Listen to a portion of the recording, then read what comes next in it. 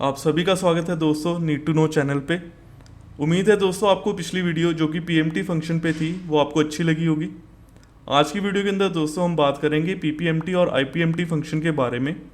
इस वीडियो को दोस्तों मैंने दो पार्ट्स के अंदर डिवाइड किया है। पहले पार्ट के अंदर हम इसके पीछे का कंसेप्ट समझेंगे, उसके अगले पार्ट के अंदर हम इसी को इम्प्लीमेंट करके देखेंगे एक्सेल के अंदर। तो चलिए दोस्तों शुरू करते हैं हम अपनी ये वीडियो।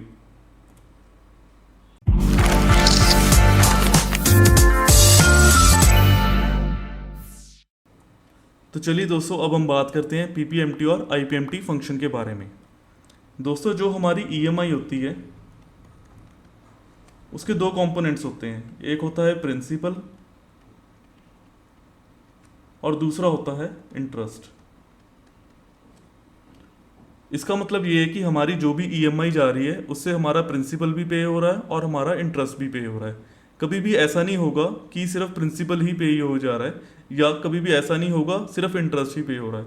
हमेशा हमारी जो भी ईएमआई बनेगी वो कॉम्बिनेशन होएगा प्रिंसिपल और इंटरेस्ट का। अब अगर हमने कभी भी किसी भी पीरियड के अंदर अपना प्रिंसिपल कैलकुलेट करना हो तो हम यूज करेंगे पीपीएमटी फंक्शन, और अगर हमने इंटरेस्ट कैलकुलेट करना हो किसी भी पीरियड का तो हम यूज करेंगे आईपीएमटी फंक्शन।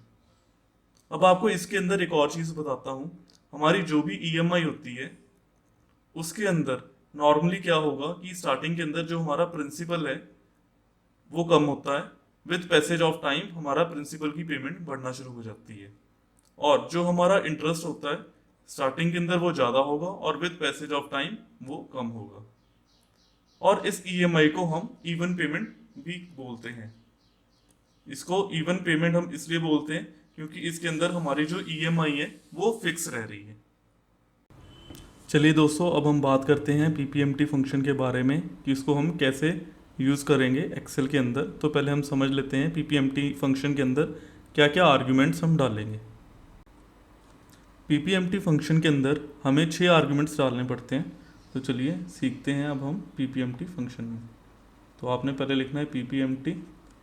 तो सबसे पहले आप जो आर्ग्यूमेंट डालेंगे वो है रेट, सेकंड है हमारे इसके अंदर पीरियड, थर्ड है हमारे पास नंबर ऑफ पीरियड, फोर्थ है हमारे पास प्रेजेंट वैल्यू, फिफ्थ है हमारे पास फ्यूचर वैल्यू और सिक्स्थ है हमारे पास टाइप।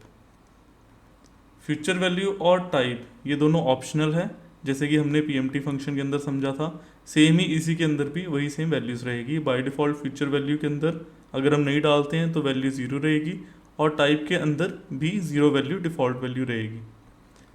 रेट के अंदर जो हमारा आएगा रेट वो आएगा जो हमारा फिक्स हमने जो रेट लिया है। अब बात करते हैं पीरियड की। ये एक ऐसा आर्ग्यूमेंट है जो कि डिफरेंट है बाकी फंक्शंस के कंपैरेटिवली। अगर हमने पीएमटी फंक्शन पढ़ा था तो उसके अंदर हमारे पास सिर्फ था नंबर ऑफ पीरियड वाला आर्ग्यूमेंट। तो पीरियड वाले आर्ग्यूमेंट के अंदर हमें क्या करना पड़ेगा, सपोज कीजिए जैसे अब हमने लोन लिया था, जो हमने पिछली एक एग्जांपल की थी उसके अंदर हमने किया था, हमने 5 साल का लोन लिया था, 5 लाख का लोन लिया था और जो उसका रेट ऑफ इंटरेस्ट था वो था 7% पे। अब अगर मेरे को प्रिंसिपल निकालना है तो इसका ये जो नंबर ऑफ पीरियड है ये आ गया 60 मंथ्स, अगर मैं मंथली पेमेंट कर रहा हूँ। तो सपोज़ कीजिए अब मेरे को पहले महीने के अंदर निकालना है कि मेरा कितना प्रिंसिपल गया है, तो मैं यहाँ पे पीरियड के अंदर 1 लिखूँगा। ऐसे ही अगर मेरे को सेकंड मंथ के अंदर निकालना है तो मैं पीरियड के अंदर सेकंड लिख दूँगा। तो ये फंक्शन है पीरियड का। नंबर ऑफ पीरियड आपको समझ आ ही गया हुआ है कि हमने उसके अंदर क्या लिखना है। प्रेजेंट वैल्यू के अंदर ये भी आपको पता है जितने का हमने लोन लिया है, और फ्यूचर वैल्यू और टाइप ये भी आपको पता है। तो इस तरह से ये हो गया हमारा पीपीएमटी फंक्शन। अब अगर हम बात करें आईपीएमटी फंक्शन की तो आईपीएमटी फंक्शन भी टोटली सेम है पीपीएमटी की तरह ही। तो जस्ट आपने यहाँ पे आईपीएमटी लिखना है और इसके अंदर भी 6 आर्ग्यूमेंट्स ही डलेंगे सेम ऐसे ही जैसे हमारा पीपीएमटी के अंदर है। Rate, period, number of period आ गया, उसके बाद प्रेजेंट वैल्यू, फ्यूचर वैल्यू और टाइप। तो जैसे आप इसके अंदर डालेंगे तो इसके अंदर आपको उस मंथ का आपको इंटरेस्ट पता चल जाएगा। तो ये तो बात होगी कंसेप्ट की। अब हम चलते हैं एक्सेल के अंदर और वहाँ पे जाके इम्प्लीमेंट करके देखते हैं अपना कि कैसे हमने पीपीएमटी और आईपीएमटी फंक्शन यूज़ करना है। तो दोस्तों ये अब हमारी एक्सेल है। एक्सेल के अंदर अब हमने इसका बनाया हुआ, जैसे हमारा रेट था इसके अंदर 7%, नंबर ऑफ पीरियड थे 5, प्रेजेंट वैल्यू थी 5 लाख, फ्यूचर वैल्यू हमने करनी है 0 और टाइप भी 0 रखा है। तो हमने जैसे पिछले एग्जांपल के अंदर जिसके अंदर हमने पीएमटी निकाला था, उसके अंदर हमारी इसकी ईएमआई आई थी 9900 और टोटल अमाउंट पेबल था हमारा 5,94,035 रुपीज़। तो अब चलिए अब हम निकालते हैं पीपीएमटी। ये हम निकालेंगे फर्स्ट मंथ के लिए। तो इसके लिए स्टार्टिंग में हमने लगाया पहले फंक्शन पीपीएमटी का, और सबसे पहले हम लिखेंगे रेट है हमारा 7%। अब हमने क्योंकि मंथली करना है तो डिवाइड बाय 12। पीरियड अब हम फर्स्ट मंथ का निकाल के देखते हैं, तो हमने यहाँ पे लिख दिया 1। नंबर ऑफ पीरियड है हमारे पास 5 साल, तो हमने इसको 5 × 12 किया तो आ गया 60। प्रेजेंट वैल्यू है 5 लाख, फ्यूचर वैल्यू है 0, और हमने इसके अंदर रखना है एंड ऑफ द पीरियड के अंदर हम पेमेंट कर रहे हैं, तो यहाँ पे 0 लिख के हमने एंटर दबा। अब सेम हमने ऐसे ही आईपीएमटी कैलकुलेट करना है।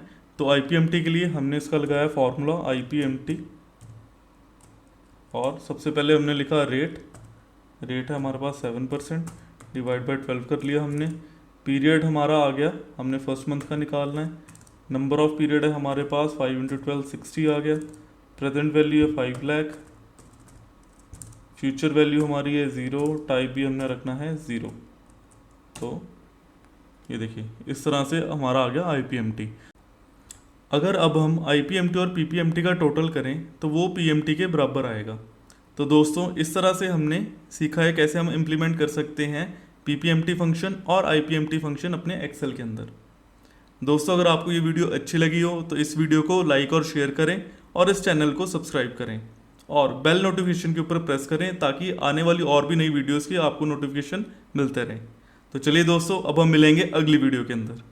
Thank you.